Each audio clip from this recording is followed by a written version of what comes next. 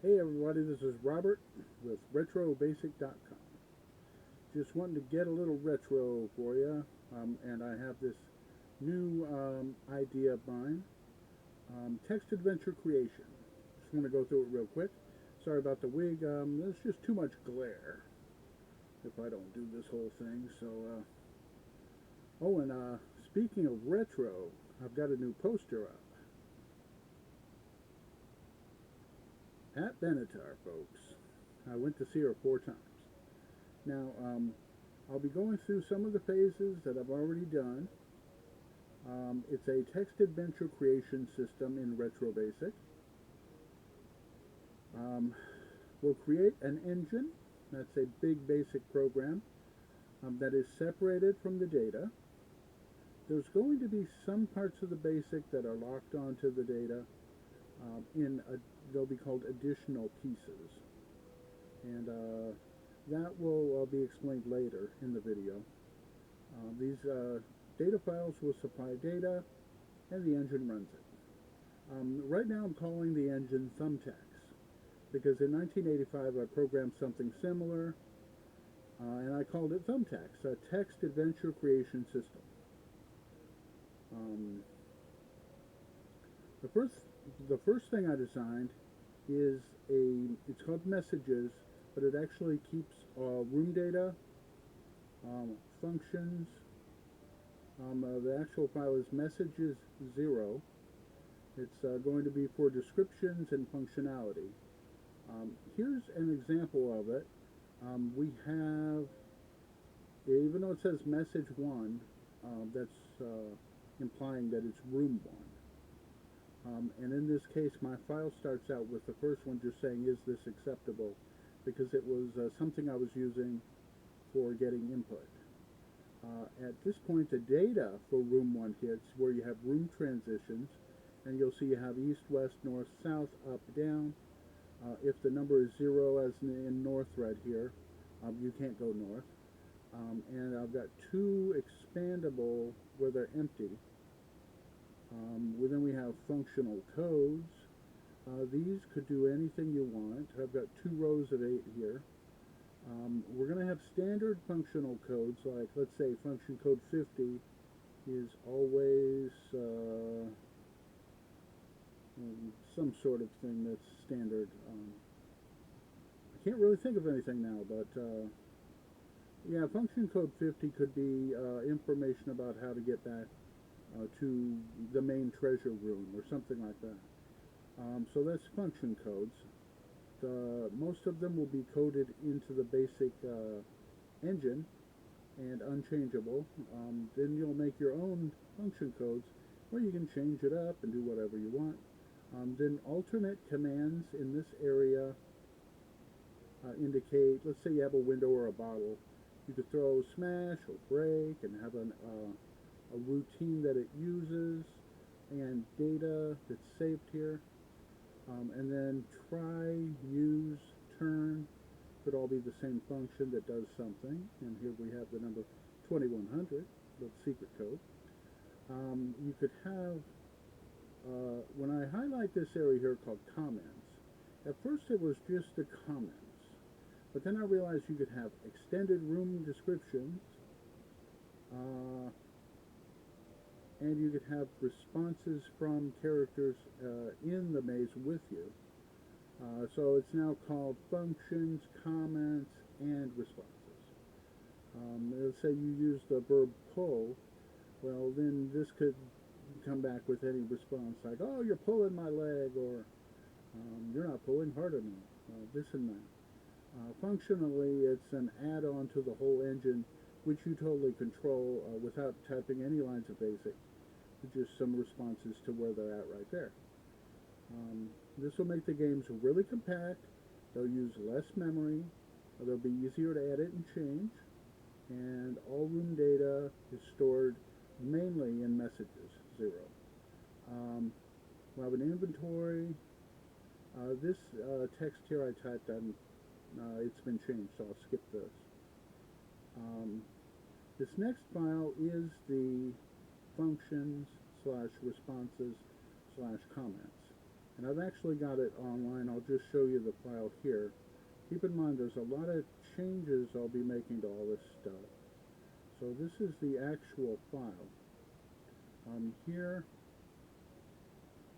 here is functions, and right now it's open doors. You can open a chest. Well, I don't know where that came from. You can have a look command that gives you more descriptions of items. You can take things or use. Um, so this section here helps with the functionality of the room.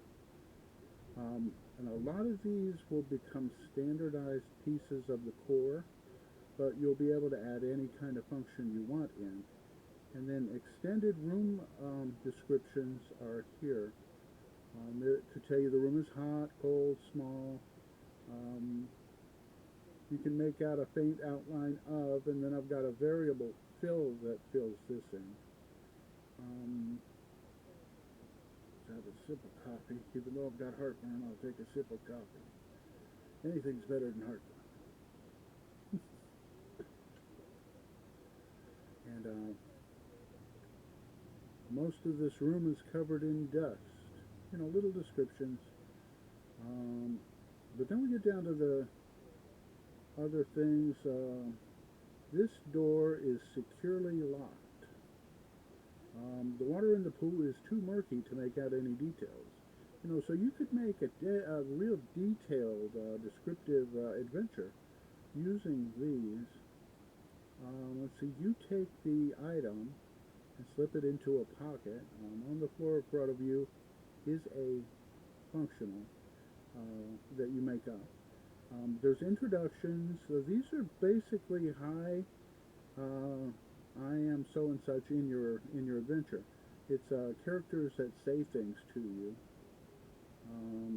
like yeah, you could even have a cohort in the adventure that you could tell, you know, go do this, and maybe they could respond to that. There's the goodbyes there, and I think the rest of this file is stuff that just was typed in. Some of it's ridiculous.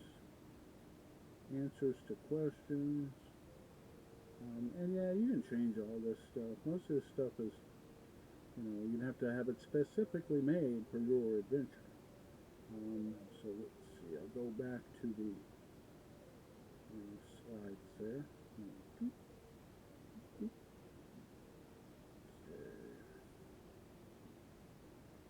Like I said, that file is confusing because it's called functionals, responses,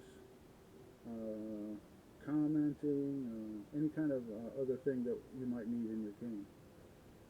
And then, see, variables. I've decided to make something called a variable file, just for all your data, just numbers and whatnot.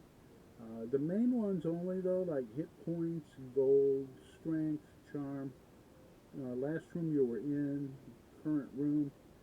Not the common ones that you don't need to save though. They're like inputs and quick things that you want to run through different, how do you say, just junk variables. Yeah, they wouldn't go in there. Now, here is the data file that's going to store these numbers. It's 1,500 numbers in rows of 15, and there's 100 rows. You can store strings in there. If you convert them to ASCII, then you just load up these numbers and put them on the screen. They should show text. I decided that if I made that file 200 lines long, then your character could have a place to store its inventory. And that would be 200 locations. It should hold everything they need. The map system is going to have loadable and savable inventory locations, so that each inventoried item has its location stored in the map, in the messages file. A lot, as you've seen from the functions file, a lot of the programming in the core will be game dependent. So 90% of what's in the game engine is going to be standard, and you'll have to write some code to act on your functions and things that you write in. And I'm sure, if we can get a big group of people together writing code for this, I'm sure it will be easy because as we discover new ways to do things, we'll probably standardize more of that code into the engine itself. You can make changes to the main engine to get your code and functions to work. It sounds awesome to me, and I'm loving the idea. I just need some more uh, enthusiasm to push myself into programming it further, because my core is just a basic one. It does read the room data. It reads the functional data. Now I'm into this quandary of how to get it to do more stuff, and it would be helpful to have more people join in. Email me at r_twitty@yahoo.com. My website, retrobasic.com. I've got some programs I've listed up there. I got a couple other videos you can watch them. I try to be entertaining. I try to have basic games that are fun. And yeah, you could easily make a text adventure in Retro Basic, even without my help. It's a very capable language, but I feel these extra accessories will allow you to make a bigger, more challenging adventure. And if you'd like, we do have a Patreon. I'm in a rush to get 100 Patreons going. The big question is, if you know anyone that you think would like to program computers, but they don't have any projects to work on, I could set them up with a course for a Patreon pledge of 15.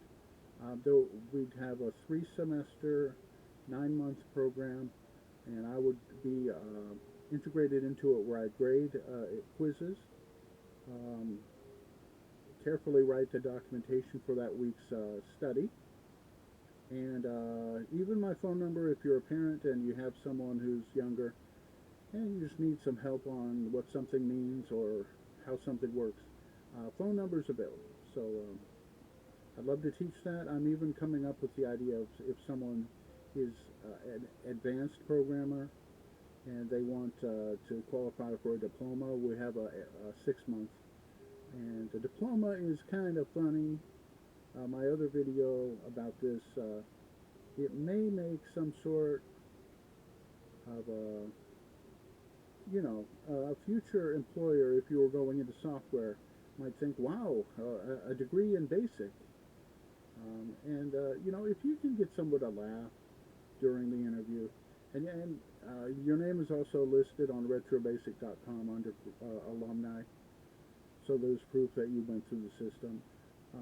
I think an employer would get a big kick out of it. I mean, I've worked in a couple jobs, and showing them the qualifications I got, some of them are, if you have a good humor about it, a diploma might be helpful.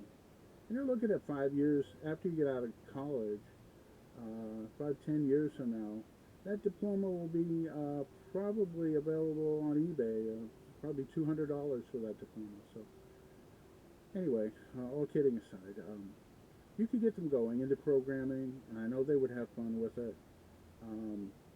They could make games and show off their games on their friend's laptop, and that would be awesome. But yeah, this summer is going to be a busy one, so I don't expect anyone to jump in right now because school is just ending. But again, you guys have a great day. Thanks for watching the video, and I'll see you next time, okay?